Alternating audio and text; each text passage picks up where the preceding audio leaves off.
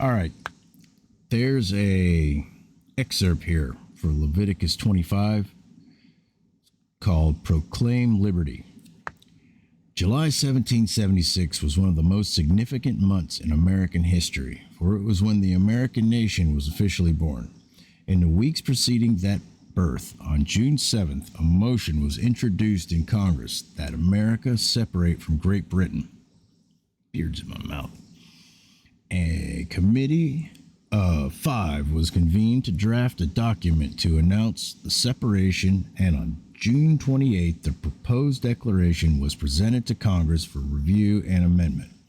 On July 2nd, 1776, Congress voted to approve the complete separation, and on July 4th, they approved the Declaration of Independence, the nation's birth certificate.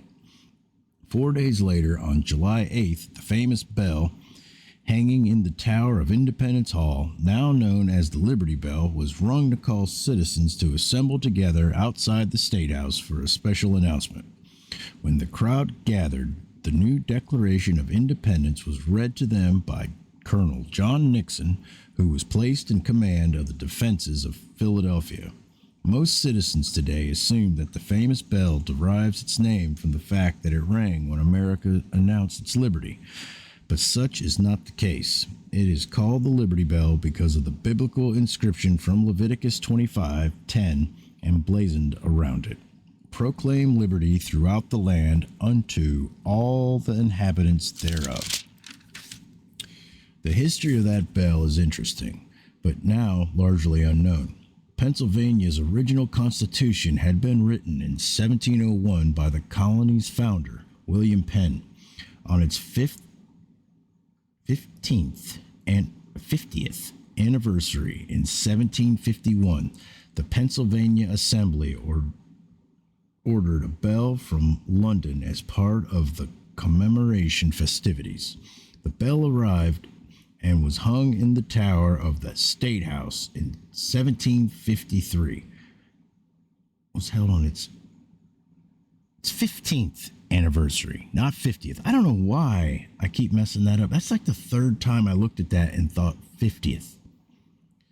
15th anniversary in 1751, the Pennsylvania Assembly ordered a bell from London as part of the commemoration festivities.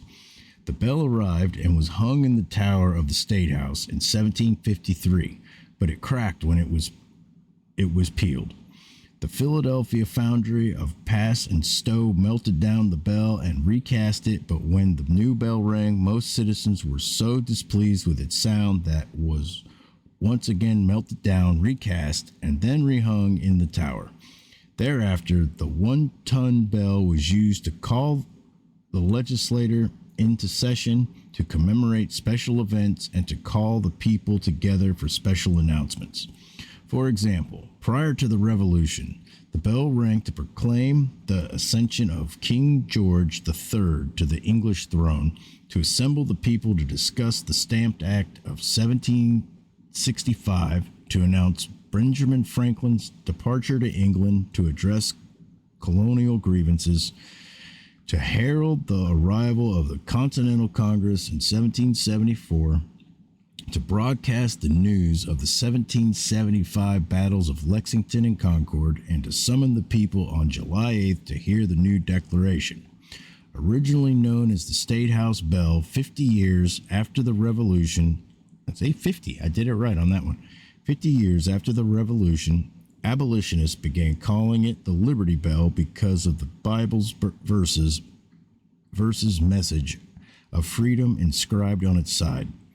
They made the bell a symbol for the anti-slavery movement, and the first used it in this manner in 1837, New York Anti-Slavery Society publication. This new usage found widespread favor with the public, and the Liberty Bell became its permanent name. While there is a disagreement over when the current crack in the bell first appeared, all agree that it finally became unusable after it was rung for George Washington's 112th birthday, as reported by the Philadelphia Public Ledger for February 26, 1846. The old Independence Bell rang its last clear note on Monday last in honor of the birthday of Washington and now hangs in the great city steeple, irreparably cracked and dumb. It had been cracked before, but was set in order of that day by having the edges of the fracture filled so that not to vibrate against each other. It gave out clear notes and loud and appeared to be in excellent condition until noon, when it received a sort of compound fracture in a zigzag direction through one of its sides, which put it completely out of tune and left it a mere wreck of what it was.